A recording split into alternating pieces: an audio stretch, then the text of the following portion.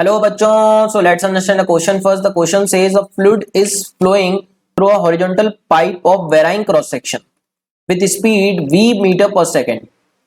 At a point where the pressure is p pascal, at another point where pressure is p by 2 pascal, its speed is v meter per second. If the density of the fluid is rho and the flow is streamline, then the v is equal to. तो बच्चों question को समझते हैं हम। यहाँ पर हमको एक पाइप दे रखा है जो कि जिसका क्रॉस सेक्शन एरिया वेरी कर रहा है और इसमें जो फ्लूइड फ्लो कर रहा है बच्चों वो कितनी स्पीड से फ्लो कर रहा है, v स्पीड से फ्लूइड हमारा फ्लो कर रहा है। तो समझते हैं सिचुएशन को। और एक पॉइंट पर प्रेशर दे रखा है p pascal and velocity v से। इस तरीके से अगर हम सिचुएशन को समझें बच्चों, वेराइंग क्रॉस सेक्शन का एक पाइप लें और एक पॉइंट ले लेते हैं। इस पॉइंट पर वेलोसिटी v है एंड प्रेशर p है। Another point pressure is p by 2 and speed is v। एक और पॉइंट दे रखा है बच्चों जहां पर स्पीड चेंज हो गई और प्रेशर कम हो गया बच्चों, हम देख सकते हैं। तो बच्चों अगर हम बर्नौली इक्वेशन यूज करें तो p plus half rho V square का टर्म क्या होता है, कांस्टेंट। ये मैं इसलिए बता रहा हूं बच्चों क्योंकि यहाँ पे आपको समझना पड़ेगा कि p by 2 पॉइंट ज्यादा एरिया पे होगा या कम एरिया पे। तो जैसे जैसे हमारी बच्चों वेलोसिटी बढ़ेगी प्रेशर कम होगा और कंटिन्यूटी इक्वेशन हम यूज करते हैं तो एरिया इंटू वेलोसिटी कांस्टेंट होता है। और बच्चों जैसे जैसे एरिया इंक्रीज होगा वेलोसिटी कम होगी या एरिया डिक्रीज होगा तो वेलोसिटी इंक्रीज होगी। तो हम जैसे जैसे आगे जा रहे हैं बच्चों एरिया ज्यादा है। अब एरिया ज्यादा है इसका मतलब वेलोसिटी को क्या होना पड़ेगा, कम। अब देख सकते हैं बच्चों एरिया इंक्रीज होगा तो वेलोसिटी को क्या होना पड़ेगा, कम। ठीक है, तो यहाँ पर हमको प्रेशर कम दे रखा है बच्चों, इसका मतलब वेलोसिटी ज्यादा मतलब हम इस वाले पॉइंट की बात कर रहे हैं। तो यहाँ पर हम इसको मान सकते हैं बच्चों, इस पॉइंट पे जो प्रेशर है डेट इज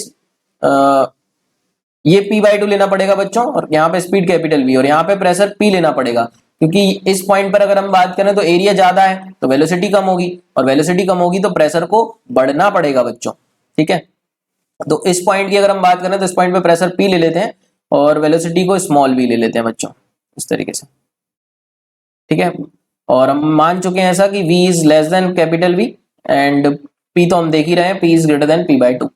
अब हम बच्चों क्वेश्चन को चेक कर लेते हैं। फ्लो स्ट्रीमलाइन है, v की वैल्यू बताना है हमको। तो सबसे पहले तो हम v की वैल्यू निकालने के लिए इक्वेशन यूज कर लेते हैं हमारी, यही p plus half rho v square constant. इस पॉइंट को a मान लेते हैं, इस पॉइंट को b। तो हम लिख सकते हैं बच्चों pa plus half rho va square is to pb plus half rho vb square.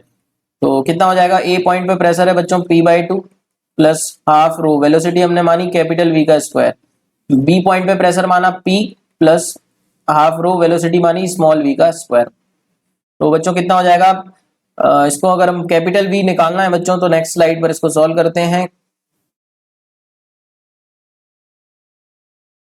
तो क्या लिख सकते हैं बच्चों यहाँ पे, half rho capital V square minus half rho small v square is to p minus p by 2 that is capital p by 2। ये बना बच्चों। तो यहां से बच्चों हाफ रो कॉमन ले लेते हैं तो ये बनेगा v square minus small v square is to p by 2, 2 से 2 कैंसिल।